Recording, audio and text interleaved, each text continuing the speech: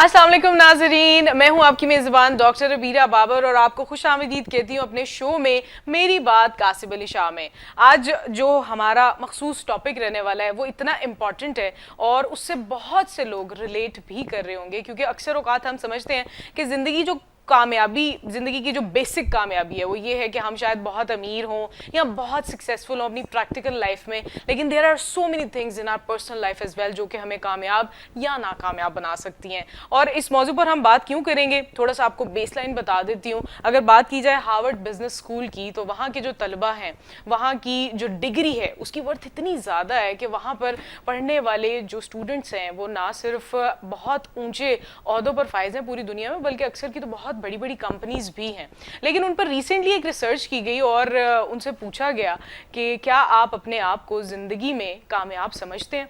तो उनमें से कह लें कि मोर देन 50% ऐसे थे जो अपने आप को कामयाब नहीं समझते थे, क्योंकि उनकी जो अपनी ज़ाती ज़िंदगी थी वो बहुत ज़्यादा कॉम्प्रोमाइज़ हो चुकी थी। और उसकी क्या वजह है, उसको पूरा जो कंक्लूजन है वो आज हम अपने इस शो में निकालेंगे। शाह साहब अस्सलाम वालेकुम। Welcome to the show. Doctor साहब आप बहुत बहुत शुक्रिया, बड़े दिनों बाद आपको देखा है जी। कहाँ पर थी आप? मैं आपको देख रही थी फेसबुक पे। अच्छा जी।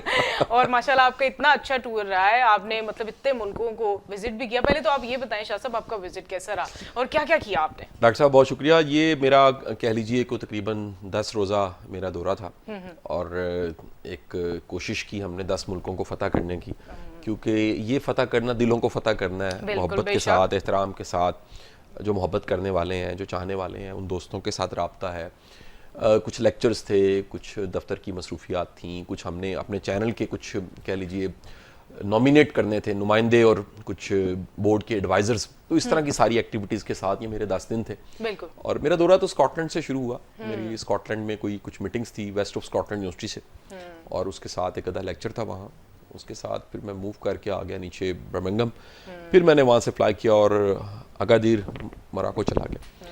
मोरक्को हमने अपनी फाउंडेशन का ऑफिस ओपन किया है, वहाँ पर नॉमिनेट किया है न्यूज़ वन का एक जो कह लीजिए नुमाइंदा कह लें, हेड कह लें, मेरे बहुत प्यारे दोस्त नुमान साहब को।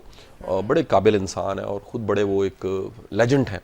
तो वो 6 साल से मोरक्को को देख रहे हैं। तो मोरक्को चैप्टर हमने न्यूज़ वन का भी अपने पूरे चैनल का और फाउंडेशन का उनके यानी आप हर चीज़ को एक्सपैंड करके आए हैं, एक्सपेंशन को, तालीम को आप फैला कर ही आए हैं। इसी तरह फाउंडेशन का वहाँ पर यूथ बड़ी कमाल है जी, क्योंकि जो मोरक्को है ये कॉलोनी था फ्रेंच की। जिस तरह हम लोग कॉलोनी थे हुकूमत बरतानिया के अंडर, कॉलोनियल टाइम हमारा बड़ा गुजरा है और वो हाकिम थे, हम महकूम रहे हैं। इसी तरह जो मोरक्किश हैं, मोरक्को ये फ्रेंच की कॉलोनी थी। और दुनिया में मैं आपको बताता चाहूँ कि जो टोटल है फ्रांसीसी ज़ुबान फ्रेंच बोलने वाले, उनकी तादाद जो है वो 35 करोड़ है। और क्योंकि ये जो थे पुर्तगेज़ी, उन्होंने भी कॉलोनियाँ बनाई, फ्रेंच ने भी अपनी कॉलोनियाँ बनाई, और इसी तरह जो बरतानिया वाले थे, बरतानवी राज जो था विक्टोरियन, उन्होंने भी अपनी कॉलोनियाँ बनाई। तो ये कॉलोनी थी बेसिकली। इनको फिर आज़ादी मिली और आज़ादी मिलने के बाद वहाँ पर फ्रेंच इन्फ्लुएंस बहुत ज़्यादा है। कितना इन्फ्लुएंस है कि उनकी जो सेकंड लैंग्वेज है वो फ्रेंच है। फर्स्ट लैंग्वेज उनकी अरबिक है, क्योंकि बेसिकली अरब है। और कह लीजिए सदियों से अरबी कल्चर वहाँ पर उस तरह की चीज़ें नज़र आती हैं जो आपको गल्फ में नज़र आती हैं, लेकिन उतनी स्टक और एक सफोकेटेड सोसाइटी नहीं है, फ्लेक्सिबल और कंफर्टेबल सोसाइटी। मतलब लर्निंग की उनमें कैपेसिटी लर्निंग है, फ्लेक्सिबल है, लिबरल है, मॉडर्न है। यूथ जो है वो बड़ी वाइब्रेंट है, बड़ी एनर्जी है। और यूथ का सबसे बड़ा चैलेंज है वो इंग्लिश है। अच्छा। क्योंकि वहाँ हुकूमत ने फैसला किया कि हम ये जो 35 करोड़ तक महदूद है, कम्युनिकेशन की लैंग्वेज तो दुनिया में इंटरनेशनल इंग्लिश है, तो एक इंटरनेशनल लैंग्वेज के होते हुए हम फ्रेंच तक महदूद क्यों रहें। तो इंग्लिश वहाँ पर किसी भी तरह अगर किसी को इंग्लिश आती है तो उसका बड़ा स्कोप है। अच्छा, ये मैं आपको बड़ी कमाल की बात बताऊं। मतलब कोई जॉब अपॉर्चुनिटीज या कोई स्कोप देखना चाहते हैं, अगर उसको इंग्लिश लिखनी आती है, इंग्लिश बोलनी आती है, फर्ज करें उसके पास कोई स्किल है और इंग्लिश भी है, तो वो वहाँ पर हीरो है। तो मेरे वहाँ लेक्चर्स कुछ हुए जी, वो लेक्चर इंग्लिश में थे उनकी यूथ के साथ, और यूनिवर्सिटीज़ को मैंने विजिट किया। वहाँ पर हमारा जो ऑफिस है वो यूथ इंगेजमेंट के प्लान देख रहा है, और वहाँ पर हमारा जो बिजनेस ऑफिस है वो वहाँ से बच्चों को एडमिशन के लिए सपोर्ट करता है यूके की यूनिवर्सिटीज़ और दुनिया की दूसरी यूनिवर्सिटीज़ में। अच्छा। और इसी तरह हमारे स्पोकन इंग्लिश के और ट्रेनिंग के, कोचिंग के, फ्रीलांसिंग के भी सेंटर्स हमने एक्टिव कर दिए। That's amazing. मेरा ख्याल है पाकिस्तानी स्टूडेंट्स तो बहुत खुश होने चाहिए इस वक्त। जितने भी लोग अभी हमें देख रहे हैं उनको ये साथ साथ नोट डाउन भी कर लेना चाहिए, क्योंकि कभी कभी ये वाली जो बातें होती है ना, ये बड़ी इंपॉर्टेंट होती है आपकी लाइफ में। आपको कहीं ना कहीं बहुत ज्यादा बताने वाले भी कोई नहीं है जी, फिर एक्सपोजर कोई नहीं है हमारे। कह लीजिए मैं तो अक्सर कहता हूँ हम वो कौम है जिनके पास अगर मरी है पिंडी के पास मरी है तो वो जाके वहाँ पर माल रोड पे कढ़ाई खा के और कौन खा के और एक कॉफ़ी पी के, जो कि भी असली कॉफ़ी नहीं होती, मिल्क में घोली हुई कॉफ़ी होती है, वो पी के आ रहते हैं जी मरी देख ले। वो डिस्कवरी नहीं करते गलियात क्या है, वो डिस्कवरी नहीं करते कि वहाँ पर क्या क्या जंगल है, फॉरेस्ट है, किस तरह का नेचर क्या है, उनको पता ही नहीं होता। एग्जैक्टली ऐसे ही है। उसके बाद वापसी पे जी मैं कतर चला गया, एक दिन मेरा कतर में था और कतर में मैं स्पेशली एम्बेसी गया, जो पाकिस्तानी एम्बेसी है। फिर वहाँ पर हमारे दोस्त थे, बड़े प्यारे, बहुत ही प्यारे दोस्त, डॉक्टर नवीद साहब, उन्होंने अरेंज की हुई थी कुछ एक क्या लीजिए मीट एंड ग्रीट। अच्छा। और उसको मेरे बहुत ही प्यारे दोस्त चौधरी सजाद साहब और उनके भाई जो डॉक्टर इम्तियाज साहब हैं, उनके फादर, उनकी फैमिली, उनके एक भाई जो हैं वो बड़े कमाल के क्रिकेटर हैं, स्पोर्ट्समैन हैं, उन्होंने उसको किया हुआ था, होस्ट किया हुआ था। Oh, wow, that's तो amazing. एक बड़ी अच्छी गैदरिंग दोस्तों की थी जो वहाँ पर सारी इनवाइटेड थी। और सजाद साहब क्योंकि खुद बड़े एक्टिव हैं, हमारे क्रिकेटर्स के साथ बड़े अटैच हैं और वहाँ बड़े बड़े मैच करवाते हैं। वहाँ पर आज तक पाकिस्तानी टीम्स गई हैं, तो वो इनकी इमामत में गई हैं, ये लेकर जाने मतलब वाले यही होस्ट करते हैं, यही होस्ट करते हैं। मेरे भी होस्ट फिर वहाँ पर वही थे। इसके साथ साथ जो डॉक्टर इम्तियाज साहब बड़े काबिल डॉक्टर हैं, तो उनकी बड़ी अच्छी प्रैक्टिस है, वो गवर्नमेंट के साथ बड़ी उनकी एक अच्छे लिंक्स हैं। अंकल का ताल्लुक क्योंकि पीछे मुल्तान से और फैसलाबाद से है, तो उनके साथ मेरी बड़ी गप लगी। इस तरह एक चलते लंच वहाँ पर था। फिर मेरा एक बड़ा कमाल का एक मीटिंग थी मेरी शफकत साहब से। शफकत साहब को तो हमने फिर उनकी काबिलियत और उनका हुनर, उनका स्ट्रेंथ देखते हुए मैं उनको एक एडवाइजरी की ऑफर करके आया हूँ कि आप हमारे न्यूज़ के और टीवी के और वसेब के आप एडवाइज़र आ जाएं। वो उनका बड़ा कमाल का बिजनेस है, जो कतर की 80-90% बिल्डिंग्स हैं, होटल्स और गवर्नमेंट की जो बिल्डिंग्स हैं और बड़े बड़े कह लीजिए जो प्लाजाज हैं, उसमें जो कूलिंग सिस्टम्स हैं और जो हीटिंग सिस्टम्स हैं या कह लीजिए इलेक्ट्रिसिटी का और एनर्जी का सारा काम है वो उन्होंने किया, उनकी कंपनी ने किया हुआ है। बहुत बड़ा सेटअप है मतलब उनका काफी ज्यादा एक्सपेंड कमाल इंसान है, गुजरांवाला से उनका ताल्लुक है और मेरे बड़े भाइयों की तरह, दोस्तों की तरह।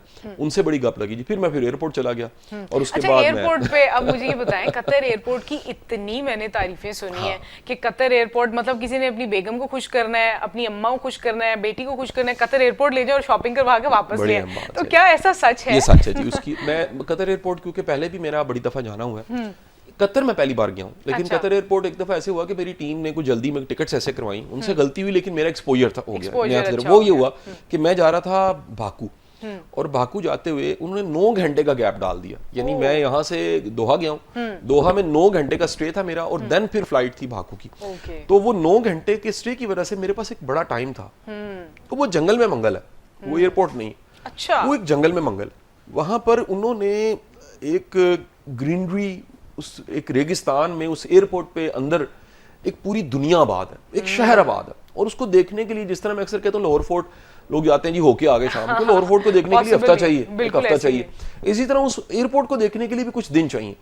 फिर वहां पर टॉप के ब्रांड्स हैं, फिर खाने हैं, फिर मल्टी कल्चर दुनिया है, फिर वो एक जो कंफर्ट है, फिर वो जो आसानी है, वो जो फ्रेंडली, एक जिस तरह हमने एक पूरा प्रोग्राम किया था कि वो तुर्किश एयरलाइन में मेरा क्या हाल हुआ, आपको याद होगा, मैंने कंप्लेन की थी स्टीव पे बैठ के कि शिकवा किया था। मैंने शिकवा किया था। मैं रिकमेंड नहीं करता कि अगर आपने टर्किश एयरलाइन लेनी है ना ही लें, उसके बड़े चैलेंज है और मैंने सारे मसाइल आपको बताए थे। तो मैं रिकमेंड करूंगा कि ये जो दोहा है या कतर है या कतर एयरवेज है, कमाल इनकी जो सर्विसेज आप रुक कर जाएं। इनकी सर्विसेज हैं और दोहा एयरपोर्ट है और कतर एक कमाल की गवर्नमेंट। मैं पूरे गल्फ में कहूँ ना, जो जहाँ से मैं इंप्रेस हूँ, हालांकि मेरे पास मेरा दुबई जाना रहता है और मेरे पास वीजा है मुख्तलिफ, गल्फ में जाने की बड़ी आसानी है मेरे लिए। सबसे ज्यादा अगर मैं इंप्रेस हुआ ना किसी जगह से, तो वो कतर है। और कतर में तकरीबन 3 लाख पाकिस्तानी है और ये पाकिस्तानी जो है ये हर तरह के काम कर रहे हैं, बड़े बड़े रिच लोग हैं। कई ऐसे हैं जो 60-70s में आए, बिल्कुल रेगिस्तान था। कई ऐसे हैं जो कुछ पिछले सालों में गए, कुछ लेबर का काम कर रहे हैं, कोई टैक्सी का काम कर रहे हैं, कोई कह लीजिए हुनरमंद हैं, कुछ स्किल्ड हैं, इंजीनियर्स हैं, डॉक्टर्स हैं, बिजनेसमैन भी हैं, कईयों की पूरी पूरी एम्पायर खड़ी है, कुछ गवर्नमेंट में एडवाइजर के तौर पे काम कर रहे हैं। यानी हर तरह के आपको पाकिस्तानी 3 लाख बड़ी तादाद होती है कि आबादी उनकी बहुत ज्यादा नहीं है, क्योंकि कतर का साइज आप समझ लें एक बाल टाउन जितना है। मैं यानी बाल टाउन से मुराद कि उसमें अलग-अलग ब्लॉक्स हैं, यानी तहसील है ना, बाल टाउन तहसील बहुत बड़ी है, ये तहसील है बेसिकली, टाउन है। तो वो टाउन जो है ना, ये चौकिंदीवाने से शुरू करके कहीं इधर शुरू होता है, तो वो जाता है आगे मांगे तक। बिल्कुल। तो इसके अगर टीएमओ को देखें ना, उसके अंदर आधा लाहौर ही होता है किसी में। इतना बड़ा टाउन है ये। इस तरह इसका साइज भी ना आप एक बाल टाउन जितना समझ, लेकिन एक बाल टाउन जितना साइज होने के बावजूद इकोनॉमी इतनी मजबूत है। अच्छा।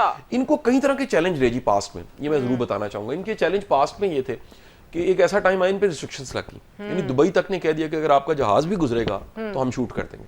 अच्छा, सऊदीया के साथ चैलेंज इनकी एकदम से आज से कुछ साल Clashes पहले develop क्लैशेस हो गए। डेवलप हो गए। लेकिन उस ये इनके नर्व्स मजबूत थे। इनको जब ये क्राइसिस आया तो वो जो हम सारे पढ़ाते हैं कि क्राइसिस बंदे को कुछ दे के जाता है, क्राइसिस बंदे को सिखा के जाता है, तो इस नेशन ने और इस नेशन के लीडर्स ने उस क्राइसिस को कबूल किया। और ये उनका लेवल था कि मिसाल लीजिए कि इनको मीट का प्रॉब्लम आ रहा है, जो बीफ है और जो मटन है, इन्होंने दुनिया से जो बेस्ट काउज है और जो बेस्ट मीट है वो ब्रीड्स जहाजों में मंगवाई, वाओ, अपनी फ्लाइटों जहाजों में मंगवा मतलब के इन्होंने ये नहीं सोचा खुद कि कफील हम हो गए। खुद कफील यानी हो गए, इस true। चैलेंज के बाद जो कतर है, न्यू कतर में समझ लें, और जैसे हम नया पाकिस्तान कहते हैं, नया पाकिस्तान का तो बेड़ा गर्क हो गया, आपके सामने ही है। बनाते बनाते हमने वो पुराने से भी बदतर कर दिया, लेकिन इन्होंने जो न्यू कतर बना दिया वो उस सारे चैलेंजेस से इन्होंने कतर को दिनों के अंदर चेंज कर दिया। फिर अगला कमाल ये हुआ, फिर फीफा हुआ। फीफा ने तो दुनिया में इमेज फीफा बिल्ड कर दी। में 3 मिलियन 30 लाख लोग कतर में आए हैं और तकरीबन 1.5 लाख ह्यूमन रिसोर्स, एक अंदाजा है, लोग हायर हुए, या जॉब्स निकली, Jobs काम, बहुत आई। होटल, पता नहीं क्या कुछ, और उस फीफा के लिए पूरी दुनिया से लोग। फिर कतर गवर्नमेंट ने कहा कि जो फीफा के लिए आ गया उसके लिए हमारा वीजा ओपन है, यानी 1 साल तक जितनी बार मर्जी आए। उन्होंने अपनी ब्रांडिंग बड़ी अच्छी कर ली फीफा के थ्रू, और फीफा जो है ये जो लास्ट कतर में हुआ है उसको माना जाता था कि अब तक होने वाले तमाम फीफा वर्ल्ड कप्स में से सबसे बेहतरीन था, because it was well managed, well organized, आपके आने वाले लोगों के लिए आसानी है, आपको हर चीज की, ऐसा नहीं था कि मतलब अगर गल्फ कंट्री है या मतलब ऐसी है मुस्लिम कंट्री है, उन्होंने अपनी वैल्यूज को भी, सबसे अच्छी बात साहब मुझे ये वैल्यूज को, हालांकि इसमें बड़ा ऑब्जेक्शन था, यूरोप का और जदीद दुनिया का बड़ा ऑब्जेक्शन था कि इन्होंने रिस्ट्रिक्शंस बड़ी सख्त लगाई हैं, लेकिन उसके बावजूद उन्होंने कहा जी नहीं, हम इस्लामिक वैल्यूज पे कंप्रोमाइज नहीं कर सकते, आप आए। अब देखिए वो अपने फीफा से भी उन्होंने एक बहुत बड़ी ब्रांडिंग कर ली है। एक ऐसे मजाइया, क्योंकि लफ्ज से लफ्ज जुमला बनता है, मैंने सोचा उनके पास फीफा है, साढ़े को नीफा है। यानी हम जो है ना, अपने हनीफ को भी नीफा कह के हमने सत्यानाश किया हुआ इस नेशन का। ब्रांडिंग हमने जो है डैमेज कर ली। पाकिस्तान क्या कमाल मुल्क है, हमेशा मैं कहता हूँ, जब मैं दूसरे मुल्कों में जाता हूँ तो मैं कहता हूँ हमारी ब्रांडिंग का सत्यानाश हो गया। आपको एक और इन्फॉर्मेशन दूंगी, वहां जाके मुझे पता लगी, इंडिया के जो मलवारी हैं वो वहां बड़े मजबूत है। अच्छा। और उन्होंने क्या किया है कि मलवारी जो वहां सेटल हुए थे शुरू में, उन्होंने बाजू पकड़ पकड़ के दूसरों को सपोर्ट करना शुरू किया, और बड़ी एक मलवारी कम्युनिटी ने बिजनेसेस पे कब्जे कर लिए। अच्छा। वो किसी को एंटर नहीं होने देते। हमारे पाकिस्तानियों के वहां चैलेंज ये है कि जो बिजनेस मलवारियों के पास है वहां पाकिस्तानी एंटर। अब पाकिस्तानियों के चैलेंज क्या है, पाकिस्तानी खुद ग्रो करता है, फिर ऊपर नहीं किसी को आने देता। जब तक हम, मेरा ख्याल है, ये जो वेलकमिंग अप्रोच होना ना हर तरह हमारी बड़ी गलत है कि खुद सीढ़ी लगा के छत पे चढ़ जाना, फिर सीढ़ी खींच लेनी है ताकि कोई और ना आए। आई थिंक ये हम जब तक किसी के साथ मिलकर आगे जाने की सलाहियत ही नहीं रखते, मेरा ख्याल है हमारी कामयाबी किसी काम की नहीं।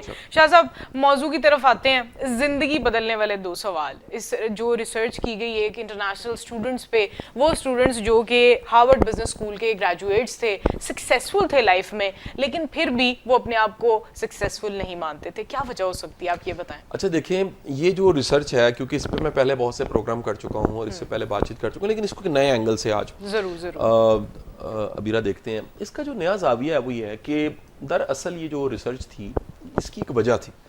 एक प्रोफेसर थे, उनका नाम था क्लेटन क्रिस्टनसन। बिल्कुल। क्लेटन क्रिस्टनसन हार्वर्ड बिजनेस स्कूल के प्रोफेसर थे, और हर साल एक होता था अलुमनाई फंक्शन, जैसे मैं यूईटी से मैं कुछ साल पढ़ा हूँ, तो यूईटी का जो है वो इस मंथ में अलुमनाई एक एक्टिविटी है, सारे पुराने अलुमनाई इकट्ठे होंगे और मिलेंगे। तो अलुमनाई जो डिनर थे और जो मीटिंग्स होती थी, क्लेटन क्रिस्टनसन वहाँ जाते थे, लोगों से मिलते थे, जो स्टूडेंट्स से वहाँ से अलुमनाई जो पढ़े हुए हैं वहाँ से जा चुके हैं, पास आउट हो चुके हैं।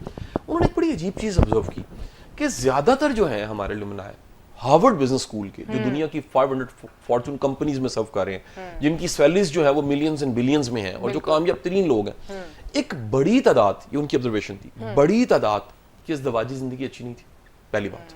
नंबर 2, बड़ी तादाद खुश नहीं थी। नंबर 3, एक बड़ी तादाद के अपने बच्चों के साथ रिलेशंस अच्छे नहीं थे। 3 चैलेंजेस हो गए।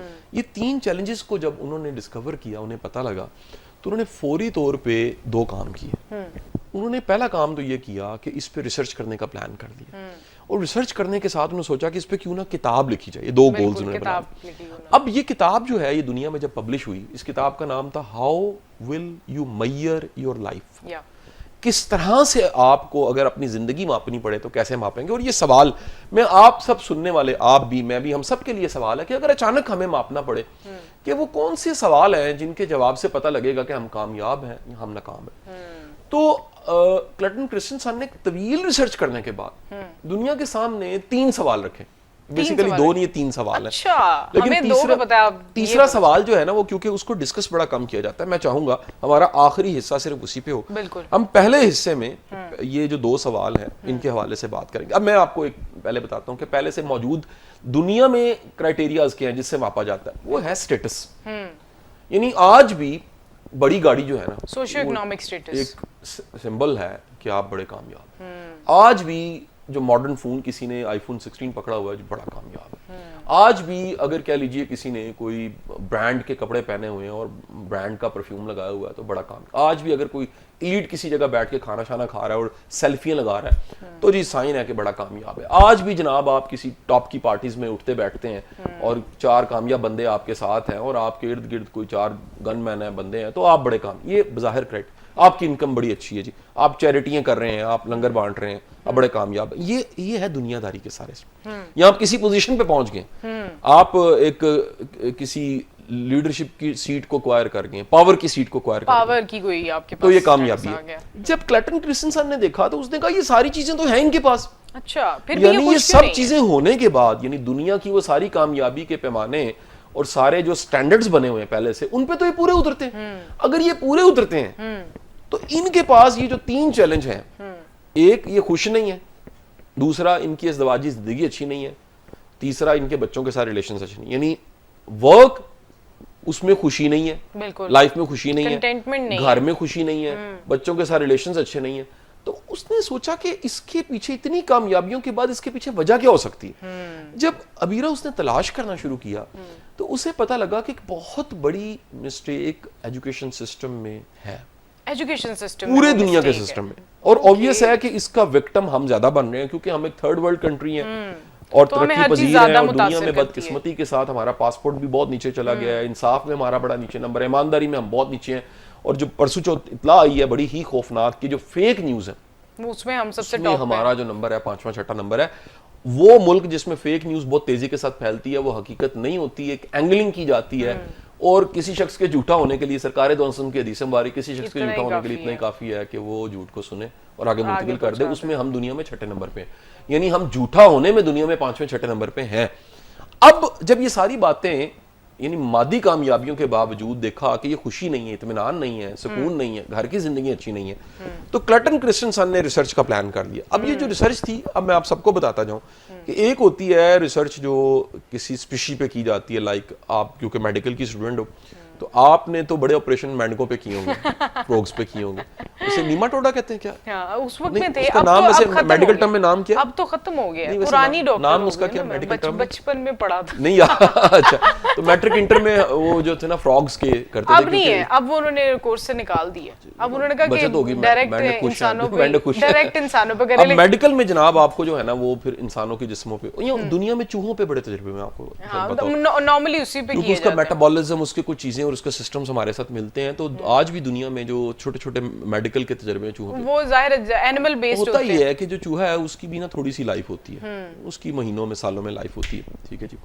और वो इंसान जो है उसकी 60-70 साल जिंदगी, बिल्कुल ऐसे। यानी अगर आप किसी स्पीशी को या किसी सब्जेक्ट को लें और उसकी 60-70 साल जिंदगी, तो उस पर रिसर्च बड़ी मेहनत से करनी पड़ती है। फिर बड़े फैक्टर्स हैं, यानी किसी और स्पीशी के जो वेरिएबल्स हैं लाइफ के वो बड़े थोड़े हैं। बिल्कुल ऐसे। मसलन जंगल में फर्ज करें हिरन खत्म हो जाए तो भूखा मरेगा शेर, लेकिन घास खत्म हो जाए तो भूखा मरेगा हिरन, ठीक है जी। अब अगर कह लीजिए कि एक चीज के साथ दूसरी, फल खत्म हो जाए तो परिंदे खत्म हो जाएंगे, सायादार दरख्त खत्म हो जाए तो मुमकिन है जो नीचे बैठने वाले हैं मखलूक वो खत्म हो जाए। तो जो इंसान है ना उसके वेरिएबल बहुत ज्यादा है, यानी उसका वेरिएबल मौसम भी है, उसका वेरिएबल रिलेशंस भी है, उसका हेल्थ भी है, उसकी जेनेटिक्स भी है, उसकी एजुकेशन है, उसकी लर्निंग है, फिर उसकी फ्लेक्सिबिलिटी है, फिर उसकी नर्चर, पता नहीं कितने फैक्टर्स हैं। बिल्कुल ऐसे ही है शाह साहब। और अभी एक छोटी सी ब्रेक का टाइम हुआ है, हम ब्रेक लेंगे, ब्रेक के बाद वापस आएंगे और बात करेंगे इसी रिसर्च पे, इसके तीनों सवालों पर और इसके जवाब भी जानेंगे। तो आप हमारे साथ ही रहिएगा। मेरी बात कासिम अली शाह के साथ, मिलते हैं इस छोटी सी ब्रेक के बाद। Welcome back from the break. आप देख रहे हैं मेरी बात कासिम अली शाह के साथ न्यूज़ वन पर, और हम बात कर रहे थे आज एक ऐसी अहम मौजू पर जिस पर बात करना बहुत ज़रूरी है कि ज़िंदगी बदलने वाले वो कौन से दो सवाल हैं। और जो लोग अपनी ज़िंदगी में अपनी कामयाबी का जो पैमाना है वो ये समझते हैं कि हम सिर्फ प्रैक्टिकल लाइफ में सब कुछ कर लेते हैं और हमारी जो पर्सनल लाइफ है वो कहीं ना कहीं रह जाती है, तो क्या वो कामयाबी है या नहीं है, ये जान रहे हैं हम। और शाह साहब, जो ज़िंदगी बदलने वाले दो सवाल हैं उनमें से पहले सवाल को हम अब मेरा ख्याल है मैं पूछ लेती हूँ आपसे कि वो पहला सवाल जो है जो इस किताब में बताया उन्होंने। इसने दरअसल ये दो तीन सवाल हैं जैसे मैंने बताया, और ये जो तीन सवाल हैं ये दरअसल तीन पैमाने हैं ये मापने के कि किसी की कामयाबी और किसी की नाकामी को कैसे मापा जा सकता है। इसमें जो सबसे पहला सवाल है वो ये है कि आप जो काम कर रहे हैं आपके लिए वो काम क्या है बेसिकली, यानी आपके लिए मीनिंग ऑफ वर्क क्या है, इंपॉर्टेंस क्या है आप जो कर रहे हैं। मिसाल देता हूँ, मैं मिसाल देता हूँ। किसी के लिए जो काम है ना उसका ब्रेड एंड बटर का सोर्स है, किसी के लिए जो काम है वो उसके बच्चों की बका, घर का निज़ाम चलाना ये है, किसी के लिए जो काम है उसकी मजबूरी है, किसी के लिए जो काम है वो वक्त की जरूरत है, किसी के लिए जो काम है वो सिर्फ मसरूफियत है, किसी के लिए लेकिन किसी के लिए पैशन है। ये जो पैशन है और एनर्जी है काम बहुत जरूरी है। तो जिस शख्स के अंदर पैशन नहीं है और काम की एनर्जी नहीं है और वो काम से खुश नहीं है, तो वो कह लीजिए कि वो कुछ भी नहीं है। तो उसने कहा कि वो तमाम लोग जो अपने काम को एंजॉय कर रहे हैं वो खुश है। बिल्कुल ऐसे ही है। मुझे लोग कहते हैं शादी आप इतना ट्रैवल करते हैं, इतनी दुनिया देखते हैं, थकते नहीं है। मैं बीरा आपको बड़ी मजे की बात बताऊं कि अगर मेरा कोई ट्रैवल बैग देखे जो कि हर वक्त एक दो रेडी रहते हैं, मैं इतना स्मार्ट उसमें ट्रैवल करता हूं और मैं इतना रेडी होता हूं ट्रैवलिंग के लिए। यानी इस दफा ऐसा था कि जब मैं कासाब्लांका से कतर आ रहा था तो उस फ्लाइट 6.5 घंटे की फ्लाइट थी, उसमें 3 घंटे की टर्बुलेंस थी। अच्छा, 3 घंटे की टर्बुलेंस? ऐसी टर्बुलेंस थी कि जो पानी का ग्लास था ना वो नहीं टिकता था। Oh my God. ये कोई आम टर्बुलेंस, बड़ा जहाज, छोटा जहाज भी नहीं। और छोटे जहाज में 3 घंटे की टर्बुलेंस लेकिन बड़े जहाज में जी, बड़े जहाज में हो जरा सोचे, छोटे में हो तो क्या होता, बड़े में तो लगता नहीं होगी लेकिन थी। अब वो वेदर कंडीशन ऐसी थी, विंडी था और थ्रू आउट बिल्कुल ऐसे लग रहा था किसी झूले में आप बैठे हुए, यानी 3 घंटे थ्रू आउट ऐसे थे। आपको मजे की बात बताऊं, मैंने उस 3 घंटे को भी इतना एंजॉय किया मैं बता नहीं सकता।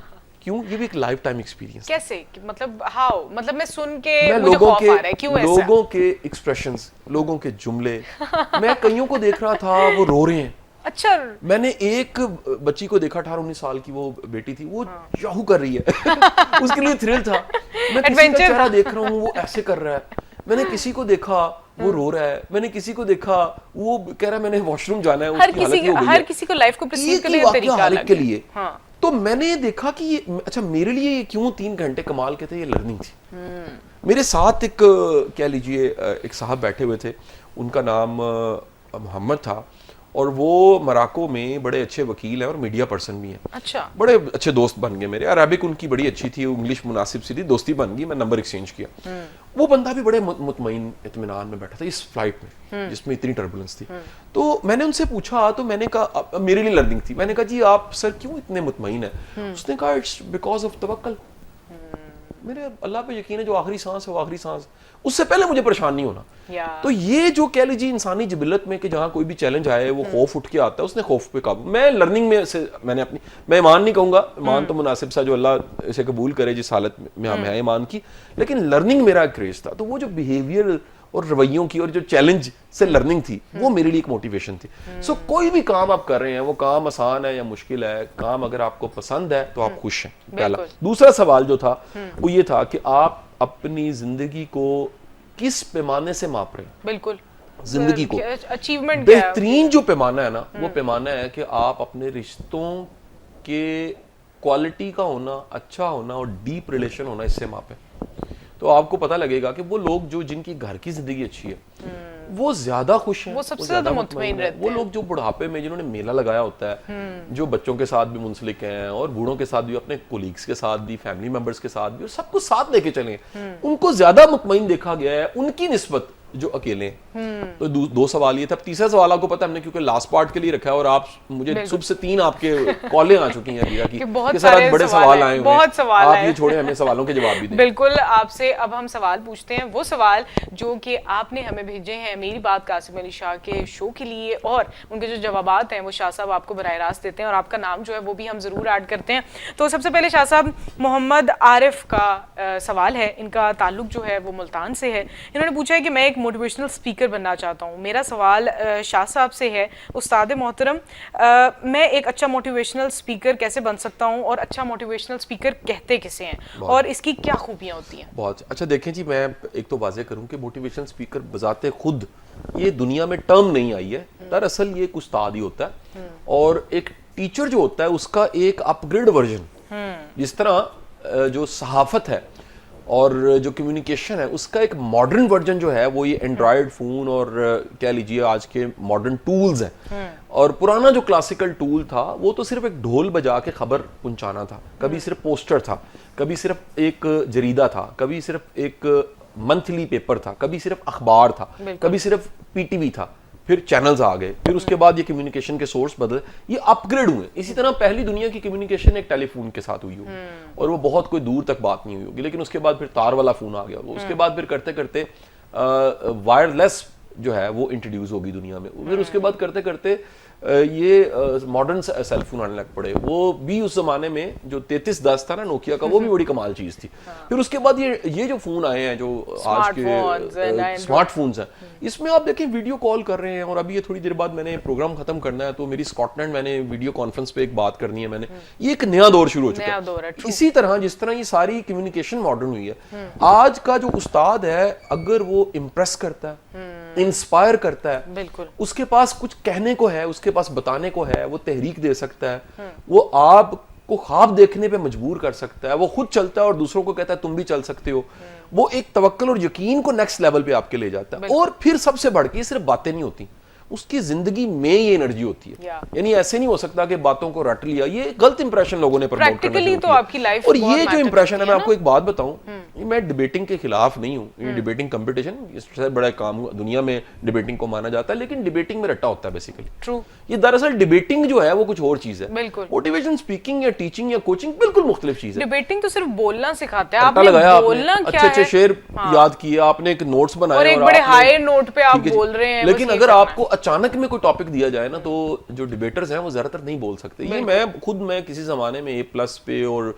मुख्तलिफ चैनल्स पे रमजान ट्रांसमिशंस करता रहा हूँ, और मैं जज के तौर पे बैठता रहा हूँ। हम अचानक टॉपिक देते थे, बच्चे से बात नहीं होती थी। वजह ये है, वो कहता था जी मैं गवर्नमेंट कॉलेज का विनर हूँ, मैं फलानी जगह गोल्ड मेडल करके सिर्फ एक मखसूस पैमाने में उसको सिखाया, कोई डेप्थ नहीं। इस तरह कहीं आपने देखा होगा यंग बच्चे आए हैं मोटिवेशनल स्पीकर्स, वो रट्टे लगाए हुए बात कर रहे हैं, नहीं बात नहीं कर सकते, वो लिखते हैं और वो वीडियो बनाते हैं। टीचर होने का एक मॉडर्न वर्जन है मोटिवेशनल स्पीकर, और इसके लिए 3 चीजें जरूरी हैं जी। नंबर 1 कम्युनिकेशन स्किल, सो पढ़ाएं और सीखें आप। नंबर 2 कंटेंट, आपके पास अगर कंटेंट नहीं है, अगर आपके पास बात नहीं है, आप मुतालिया नहीं है, तो फिर आपके पास कुछ नहीं। तीसरा जो ऑब्जर्वेशन, जिसको एक्सपोजर कहते हैं, कि आप दुनिया देखें। जैसे देखें आज का प्रोग्राम मैंने आपको यहाँ बैठे बैठे स्कॉटलैंड से शुरू किया है, मोरक्को से फिर आता हुआ कतर से लेके मैं इस सेट पे आ गया। तो ये जो एक्सपोजर है ना, ये कमाल की चीज है जी। और आज का मैं आपको बड़ी मजे की बात बताऊं, बड़े बड़े पढ़े लिखे लोगों के पास करने को बात नहीं है। बिल्कुल। क्यों नहीं है? मुताला नहीं है। क्यों नहीं है? पढ़ते नहीं है। क्यों नहीं सीखते नहीं है? क्यों नहीं है? तजर्बा नहीं। बिल्कुल ऐसे ही है शाह साहब। अगले सवाल की जानिब बढ़ते हैं। अगला सवाल जो है हामिद यासीन ने पूछा है। उन्होंने पूछा है कि I want to ask one question from my mentor and life changer sir Qasim Ali Shah साहब। My question is that how to get rid of your bad habits. It is so difficult, I am trying my best but failing again and again. बुरी आदतों से जान नहीं छुड़वा पा रहे, क्या कहना चाहेंगे शाह साहब? देखिए, असल में हैबिट पे दुनिया में 3 किताबें हैं। बिल्कुल ऐसे ही है, हजारों हैं, लेकिन 3 कमाल की किताब। तो मैं आगाज ही यहाँ से कर रहा हूँ कि अगर आप किताब इस मौजू पे पढ़ना चाहते हैं तो एक किताब है द टिनी हैबिट, दूसरी किताब है द एटॉमिक हैबिट, तीसरी किताब है द पावर ऑफ हैबिट। 3 किताबें जरूर पढ़िए। अच्छा, अब होता क्या, आदत का ना बड़ा एक बुनियादी फलसफा।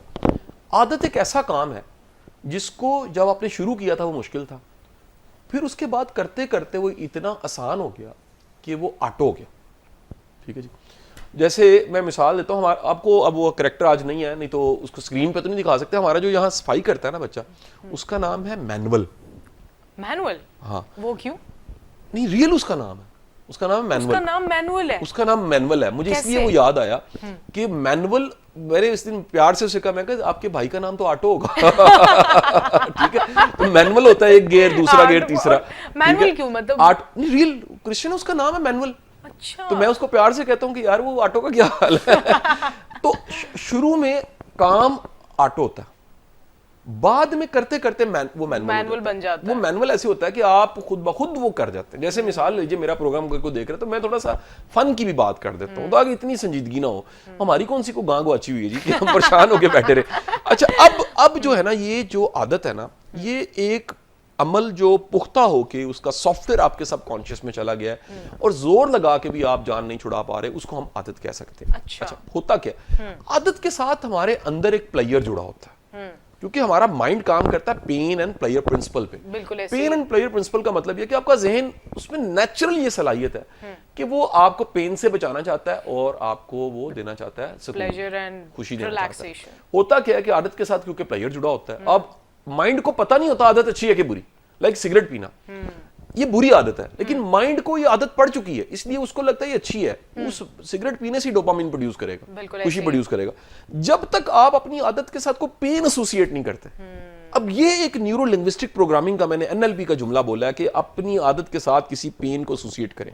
मैं समझाने के लिए एक छोटी सी मिसाल दे देता हूँ, फनी लगेगी लेकिन ये है बड़ी कमाल की मिसाल। एक साहब मेरे पास आए, उन्होंने कहा जी कि मेरे से सिगरेट नहीं छूटते। मसले कोई नहीं।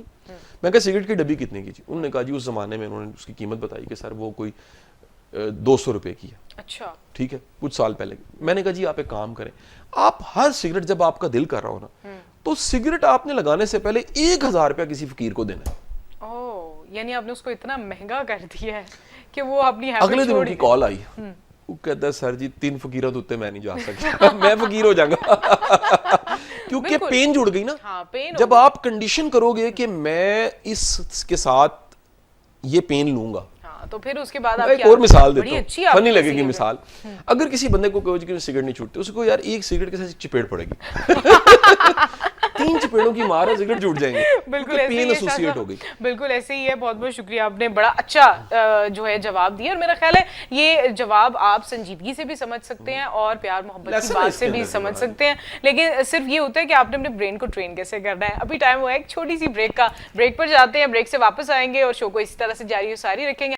Welcome back from the break. आप देख रहे हैं मेरी बात कासिम अली शाह के साथ न्यूज़ 1 पर, और हमारे जो शो का आखिरी पड़ाव है उसकी जानिब हम बढ़े हैं, और उसमें हमने डिस्कस क्या करना था, जैसा आपके साथ वादा किया था शाह साहब ने कि 2 सवालात तो आप सब नॉर्मली जानते होंगे, मैं भी जानती हूँ, लेकिन तीसरा सवाल क्या है जो उस किताब में रिसर्च के तौर पर शाया किया गया और उस पर रिसर्च हो रही है। शाह साहब क्या कहना चाहेंगे? देखिए जी, तीसरा जो सवाल है ना, वो आपका ज़हनी सुकून है, और ज़हनी सुकून का बड़ा गहरा ताल्लुक है कि आप कितना गिल्ट फ्री जी रहे हैं। गिल्ट जो है ना, दरअसल वो एक कह लीजिए बग है, एक रुकावट है आपके अंदर। यानी आप जॉइंट जितनी अल्लाह ने आपको सलाहियत दी है, आपका माइंड जो है वो एक सुपर कंप्यूटर आज दुनिया मान रही है, लेकिन आपकी इतनी बड़ी ज़ात जो है वो एक छोटे सी रस्सी के साथ बंधी हुई है और आप आगे नहीं बढ़ पा रहे। जो हाथी है वो हमेशा, पीना वाला का मैं वाकया सुनाता हूँ, आपने सुना हुआ पीना वाला का वाकया? नहीं। दरअसल दुनिया में जो श्रीलंका है, उसका शहर है कैंडी। अच्छा। कैंडी का एक कस्बा है, उसका नाम है पीना वाला। अच्छा। पीना वाला में जो है ना यतीम हाथी, उनका आश्रम है। ओह वाह। हाथी भी यतीम होते हैं, ये भी सुन लीजिए। यानी वजह क्या होती है? शिकार। अफ्रीका और दुनिया भर में शिकारी हाथियों को मार देते हैं, उनके बच्चे बच जाते हैं। हाँ, और वो तो बहुत पिनावाला में उन्होंने उन हाथियों को मुंतकिल किया और वहां पर उनका एक फार्म हाउस बनाया यतीम हाथियों का, एलिफेंट असाइलम आप कह सकते हैं। अब वो जो एलिफेंट का यतीम खाना है, उधर जब हाथी का बच्चा आता है तो उसके पांव पे एक संगली बांध दी जाती है। अच्छा। वो संगली उसकी ताकत से ज्यादा ताकतवर होती है, अच्छा। हाथी के बच्चे की ताकत से। तो वो जोर लगाता है खोलने के लिए, बड़ा जोर लगाता है, लेकिन वो नहीं खुलती। वक्त गुजरने के साथ उसका साइज बड़ा होता है, वो संगली को उसके पैर के मुताबिक कर देते हैं, लेकिन खोलते नहीं है। क्यों? एक वक्त आता है जब वो संगली एक साइड से खोल देते हैं और सिर्फ उसके पांव को लगी होती है और वो जॉइंट बन चुका होता है। अच्छा। अब वो भागता नहीं है, क्योंकि अब उसको आदत हो चुकी है उसके असल में वो जंजीर जो पांव को लगी थी वो यहाँ लग चुकी है। हाँ। और जिसके जंजीर यहाँ लग जाती है, याद रखिए, ब्लैक डॉट ब्रेन्ड, वो कभी आगे नहीं बढ़ सकता। गिल्ट, रिग्रेट, पछतावा दरअसल एक यहाँ पर मौजूद संगली है, इसीलिए अल्लाह ने कहा फौरन तौबा करो। अल्लाह ने कहा कि मेरा बंदा जब पलटता है तो मैं उसको वेलकम करता हूं। मफहूम यानी मैं बताना चाह रहा हूं कि वो सच्ची तौबा करके आए। सच्ची तौबा पे अल्लाह के रसूल ने फरमाया जैसे एक नौज़ायदा बच्चा होता है बिल्कुल पाक साफ, इस तरह इंसान हो जाता है। और फिर फरमाया किसी का दिल ना दुखाओ। सरकार दो आलम ने आपकी जो जिंदगी है उससे बहुत बड़ा जो लेसन मिलता है वो लोगों के दिलों को जीता जाए, राजी किए, किसी की बदुआ ना ली जाए। तो आप दो ही हैं जी, या गिल्ट है या रिग्रेट है। गिल्ट जो है वो दरअसल होता है गुनाह का, और रिग्रेट होता है किसी इंसान के साथ अगर आपने ज्यादती की है, ये जिंदगी में से निकाल दें। तो क्लेटन क्रिस्टनसन ने देखा कि वो लोग जो इंटेग्रिटी से, किरदार से जिंदगी गुजारते हैं, और किरदार एक पूरा मौजू है जिस पर हम कभी बात करेंगे कि इसको हम महदूद सिर्फ चंद गुनाहों और चंद नेकियों के साथ नहीं कर सकते। प्रोफेशनल कैरेक्टर, अगर आप किसी काम के पैसे ले रहे हैं और डिलीवर नहीं कर रहे तो वो भी एक, तो फिर वो भी गुनाह बन गया। मस्जिद में आप मेंबर पे बैठे हैं लेकिन आपकी नीयत ठीक नहीं है। अली बिन उस्मान अल हजवेर की किताब कशफुल माजूब में दर्ज है कि वो शख्स जो मेंबर पे बैठा है और उसकी नीयत ठीक नहीं है, वो बदतर है उस शराबी से जो किसी में खाने में बैठा है लेकिन किसी को नुकसान नहीं पहुंचा रहा। यानी किसी मेंबर पे बैठा, अगर हाँ में आप में, तो मेंबर पे बैठ के भी आपकी बख्शिश कोई नहीं, लेकिन आप में अगर खैर है तो किसी बुरे बाजार से गुजरते भी आप किसी को मुमकिन है कलमा पढ़ा दें। ऐसे वाकयात है। सो गिल्ट फ्री होना, रिग्रेट फ्री होना, ये तीसरा मौजू था। और मेरा ख्याल है ये बड़ा इंपॉर्टेंट है अगर कोई भी इंसान इसको एक्चुअली देखे कि ना सिर्फ आप अपने आप को एक पैमाने में डाल लें कि हमारी जो प्रैक्टिकल लाइफ है वो सक्सेसफुल है, चले उसके साथ हम पर्सनल लाइफ को मैनेज कर लेते हैं, लेकिन इन दोनों के साथ साथ आपका जहनी सुकून यानी आपकी सेल्फ कंटेंटमेंट, आपका अपने आप से खुश होना, अपने किए हुए कामों से रजामंद होना और मुतमईन होना, वो बहुत ज़रूरी है। और बहुत से लोग ऐसे ही हैं जो कि अपनी लाइफ में नाउमीद सिर्फ इस वजह से होते हैं, उनकी प्रैक्टिकल और पर्सनल लाइफ दोनों इसलिए ख़राब होती हैं क्योंकि उनकी मेंटल पीस सस्टेन्ड और मेंटेन नहीं होती। शाह साहब, आपसे मैं सवाल पूछना चाहूँगी क्योंकि बहुत सारे लोग यही सोच रहे होंगे आपकी भी पर्सनल और प्रैक्टिकल लाइफ जो है वो आप बड़ी मुश्किल से मेंटेन करते हैं, हमें तो पता है आपका टाइम लेना बड़ा मुश्किल है। आप हमें ये बताएं कि आप किस तरह से अपनी प्रैक्टिकल लाइफ को भी मेंटेन कर रहे हैं और उसके साथ ही साथ आप अपनी जो पर्सनल लाइफ है उसको भी बड़ा सस्टेनली और अच्छे तरीके से आगे लेके। अच्छा देखिए, वर्क और जो लाइफ का बैलेंस है, क्योंकि मेरा सब्जेक्ट है, एक तो याद रखिए वर्क लाइफ बैलेंस पे दुनिया में जितनी किताबें हैं उसके पहले सफ़े पे लिखा होता है इट्स अ लाई, हो ही नहीं सकता। नहीं हो सकता। मुश्किल का आसान तो वो काम ही क्या जो हम मेरा ये कहना है कि दरअसल आप जब बड़े कामयाब होते हैं तो किसी कीमत को अदा करके होते हैं, लेकिन मैं वक्त के साथ साथ एक नए कॉन्सेप्ट से वाकिफ हुआ हूँ, वो आप भी प्लीज उसको समझ लीजिएगा। उस कॉन्सेप्ट को कहते हैं क्वालिटी टाइम। आपने अपनों को कितना क्वालिटी का टाइम दिया, कितना मोहब्बत भरा टाइम दिया आपने, अपने बच्चों को, अपनी फैमिली को, अपनी बेटियों को, अपने बेटों को, अपने माँ बाप को, अपनी बीवी को, अपने दोस्तों को कितना क्वालिटी वाला टाइम। क्वालिटी के टाइम का मतलब है आप अटेंटिव कितने, आप ज़हनी तौर पे मौजूद कितने। क्वालिटी टाइम का मतलब है कि आप जो है ना जी उनका दर्द कितना महसूस करते हैं। क्वालिटी टाइम का मतलब है कि वो ना भी बोलें तो फिर भी क्या उनको सुनते हैं, उनके एहसासात को समझते हैं।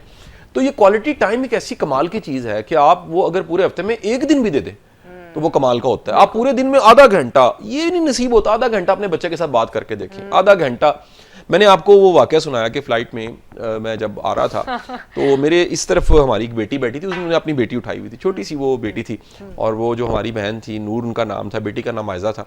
वो बच्ची इतनी क्यूट थी माशाल्लाह माशाल्लाह, अल्लाह ताला उसको लंबी जिंदगी दे और सलामती दे उस छोटी सी बच्ची को। वो 1 ईयर की थी। अच्छा। अब वो मेरी फ्रेंड बन गई और उसमें पावर थी स्माइल की और एक कम्युनिकेशन की। तो जब मैं जाने लगा तो मुझे वेव कर रही थी। अच्छा शाह साहब, आपको पता है, आपकी बात काट रही हूँ लेकिन आपको पता है कि बच्चों को सबसे ज्यादा ऑरा और एनर्जीज फील होती है। yes. और जिसकी तरफ वो देखकर मुस्कुराते हैं या खुश हो रहे होते हैं, ये कह रहे होते हैं, अनजान भी है तो वो उन्हें फील हो रहा होता है कि पॉजिटिविटी ऐसे है। ही, बिल्कुल ऐसा ही है जी। तो बच्चों को भी फील होती है और परिंदों को भी फील होती है। हाँ, इसीलिए कहा जाता है वो जो पुराने बुजुर्ग थे ना उनके कंधों पे परिंदे आ जाते थे। इन्हीं मिसालें बनी हुई हैं कि फलाने बुजुर्ग चिल्ला काट रहे थे, यहाँ घोंसला बना लिया, ये मिसालें बनी हुई हैं। इसका मतलब ये है कि जो परिंदे बैठ जाना, यहाँ सहाबा किराम फरमाया करते थे कि या रसूलुल्लाह सल्लल्लाहु अलैहि वसल्लम जब हम आपके पास बैठे होते हैं तो ऐसे लगता है यहाँ परिंदे बैठे हैं। यानी सुकून का ये लेवल होता है, इत्मीनान का ये लेवल होता है आपकी मजलिस और महफिल में कि you are in the present moment, to live in the present moment. यहाँ परिंदे बैठ जाते हैं। तो ये जो है वो तब होता है जब आप बेज़रर है, आप में हार्म नहीं, आप में नुकसान नहीं, आप किसी, और आप इसको वर्ड को लिख लीजिएगा, आप प्लीज लिख लीजिए, इट्स कॉल्ड द लेवल 500। आप जो डेविड हॉकिंस का थ्योरी है मैप ऑफ कॉन्शियसनेस, जो पूरी हम किसी दिन डिस्कस करते हैं, उसके मुताबिक आप उस मकाम पे चले गए हैं जहां आप सरापा मोहब्बत है। आपसे नुकसान नहीं मिलता, आपसे खैर मिलती है, आप हर तरह से खैर की आप एक दूसरों वजह के लिए बन आसानियां रहे हैं। देने वाले इंसान बन चुके और ऐसे लोग बड़े कम होते हैं, लेकिन जो होते हैं अल्लाह ताला ने उनके इर्द गिर्द ना एक अलग ही तरह का सुकून रखा होता है। जब आप उनसे बात करें, उनके साथ बैठे, आप उनसे बात ना भी करें, उनकी महफिल में बैठ जाएं, आपको लगता है आपके मसले हल हो जाते हैं। अच्छा शाह साहब, एक सवाल मैं आपसे पूछना चाहूंगी कि अगर आपको कभी मौका मिले अपनी जिंदगी को किसी सिमत तब्दील करने का, तो वो कौन सी एक तब्दीली है जो आप अपनी जिंदगी में लाना चाहेंगे? बस मेरा ख्याल है कि इधर जाते हुए चबुर्जी की बजाय मैं नारकली की तरफ कर लूंगा और यूसुफ फलूदा खा के मैं आगे निकल जाऊंगा। इतने अर्से से मैं गया नहीं हूं। यानी आप सिमत तब्दील सिर्फ खाने की करेंगे? देखिए बाकी सब गुजारिश ठीक है। पता क्या है, आपको जो जिंदगी मिली, अगर आप अपना पूरा जोर लगा रहे हैं, फिर उस पर राजी रहना सीखें। बिल्कुल फिर ऐसे ही क्या है। चेंज करना, ये कोई रिग्रेट, ये मैं नहीं समझता पछतावे होते हैं, कोई पछतावे नहीं होते। किसी की जिंदगी मुकम्मल नहीं है जी, सब कुछ किसी ना को कुछ सब lack कुछ नहीं करते मिलता, किसी को जमीन और किसी को आसमान नहीं मिलता। बिल्कुल तो आपको कभी जमीन पे खुश होना चाहिए, कभी आसमान पे, और कभी कॉम्बिनेशन मिल जाए तो दोनों पे खुश होना चाहिए। तो आप ये जो साबिर शाकिर है, ये सिर्फ साबिर शाकिर नाम नहीं होना चाहिए, आपको साबिर भी होना चाहिए और शाकिर भी होना चाहिए। बिल्कुल ऐसे ही है शाह साहब। लेकिन कुछ लोग अपनी जिंदगी में जो उनके गोल्स होते हैं उनके लिए बहुत मेहनत करते हैं, लेकिन वो अचीव नहीं कर पाते हैं और उसकी वजह से वो मायूस हो जाते हैं। उनके लिए कोई मशवरा देना चाहेंगे आप? देखिए जी, आज तक मुझे जितने लोग मिले हैं डॉक्टर बीरा, जिन्होंने कहा कि जी हमने जोर लगा लिया लेकिन अचीव नहीं कर पा रहे, उन्हें अपनी गलती नहीं पता होती। वो कहीं ना कहीं कोई ऐसा ब्लेंडर मार रहे होते हैं और कोई ऐसी गलती कर रहे होते हैं, नजरअंदाज कर रहे होते हैं, या बाज़ औक़ात उनकी ईगो इतनी हाई होती है कि वो अपनी गलती की तरफ उनकी निगाह ही नहीं जाती। तो अगर आप ढूंढें और तलाश करें, आपको अपने फॉल्ट्स पता लगे, तो फिर बड़ी आसानी हो जाती है और आपकी जिंदगी बड़ी शानदार और बेहतरीन हो सकती है और कामयाबी को हासिल कर सकते हैं। बिल्कुल ऐसे ही है शाह साहब। जाने से पहले एक आखिरी सवाल मैं आपसे पूछना चाहूंगी जो कि हमें पूछा गया है, कि आपका मशवरा जो है वो बहुत ज़रूरी है। अच्छा, नाम इन्होंने बोला है कि हम उसको जाहिर ना करें, लेकिन उन्होंने पूछा है कि being a working man, how to manage and spend time with parents and kids, और किस तरह से लिमिटेड रिसोर्सेज के साथ हम बच्चों और माँ बाप दोनों को टाइम दे सकते हैं। बहुत ही प्यारा सवाल। मैं इसको ना एक मिसाल से हमेशा समझाता हूँ कि फर्ज कर लीजिए कि सुबह के वक्त में आपकी जेब में 100 रुपए और आपसे सुबह ही कहा जाए कि देखें इस 100 रुपए में रात तक खत्म हो जाना है। अब आपने इसको डिवाइड करना है कि मैंने दिन में कब कब कैसे इस्तेमाल करना है। जो कोई बेवकूफ़ है ना, वो इसको फौरी तौर पे सुबह सुबह खर्चेगा 12-1 बजे तक और खाली जेब हो जाएगा और उसके बाद दिन में पूरा खजल होता रहेगा। समझदार ये करेगा कि उसे पता है कि ये जो मेरा पूरा दिन है ये 24 घंटों का है, मिसाल ले लीजिए, ये 18 घंटों का है। होशो हवास में तो 17-18 घंटे हम गुजारते हैं। वो ये करेगा कि इसको डिवाइड करेगा, इसका 60% वो काम पे लगाएगा, 30% अपनी एनर्जी बचाएगा। ये दरअसल 30 रुपीज नहीं थे, ये एनर्जी थी, और ये बचा के घर लेके जाएगा। तो मेरे भाइयों और बहनों, वो मिठाई का टोकरा, फलों की टोकरी ना लेके जाएं, बेशक मुस्कुराहट तो लेकर जाएं। घर जाएं तो आपके पास इतनी एनर्जी हो कि आप अपने बच्चों को हक कर सकें, उनके हाथ पकड़ सकें, उनको सुन सकें, उनके साथ आज क्या बीती थी। आप अपने बेगम की बात भी सुन सकें, अपने माँ बाप की बात भी सुन सकें। लेकिन अगर आप फुल 100% कंज्यूम करके बर्न आउट होके आप अगर घर चले जाते हैं, तो 3 निशानी है, 3 जुमले मैंने मत भूलिएगा। जो जॉब आप कर रहे हैं वो जॉब नहीं है, वो जुल्म आप कर रहे हैं। नंबर 2 बात याद रखिए, वो जो बॉस है अगर आपको इस तरह कंज्यूम कर रहा है तो वो एक जालिम इंसान है। तीसरी बात आपको बता दूं, अगर सब कुछ है और फिर भी आपसे बैलेंस नहीं हो रहा, तो फिर आपने जिंदगी से सीखा कुछ नहीं है। बहुत बड़ी बात की आपने। और शाह साहब, बच्चों और पेरेंट्स में बहुत सारे लोग टाइम जब नहीं डिवाइड कर पाते हैं, तो अक्सर मैंने देखा है बहुत सक्सेसफुल लोग जाने से पहले, घर से निकलने से पहले अपने अम्मा अब्बा से सलाम दुआ लेकर जाते हैं, और जब वापस आते हैं तो कोशिश करते हैं कि अब जो है बेगम और बच्चों को थोड़ा बहुत टाइम दिया जाए। और मेरा ख्याल है ये बड़े छोटे छोटे असूल होते हैं जिन्हें हमें ज़िंदगी में कर लेना चाहिए अडॉप्ट, ताकि हमारी ज़िंदगी उससे बेहतर बन सके। शाह साहब, बहुत बहुत शुक्रिया आपका, आपने हमें अपना टाइम दिया और इतने अच्छे मशवरे दिए। मेरा ख्याल है आज का जो शो का टाइम है वो तो यहाँ पर ख़त्म हो रहा है, लेकिन उसके साथ ही साथ हम आपसे ये तो वादा करेंगे कि हम आपसे कल दोबारा मिलेंगे एक और अमेजिंग टॉपिक के साथ, और उस पर बहुत सारे हम शाह साहब से जवाबात भी लेंगे। लेकिन आपके भी अगर कोई सवालात हैं तो आप दिए गए व्हाट्सएप नंबर पर वो पूछ सकते हैं। हम आपके नाम के साथ शो में ज़रूर शामिल करेंगे और उसके जवाब भी आपको ज़रूर मिलेंगे। अपनी मेज़बान डॉक्टर रबीरा बाबर को मेरी बात कासिम अली शाह से इजाज़त दीजिए। कल तक के लिए आपका और हम सबका अल्लाह ने के बाद।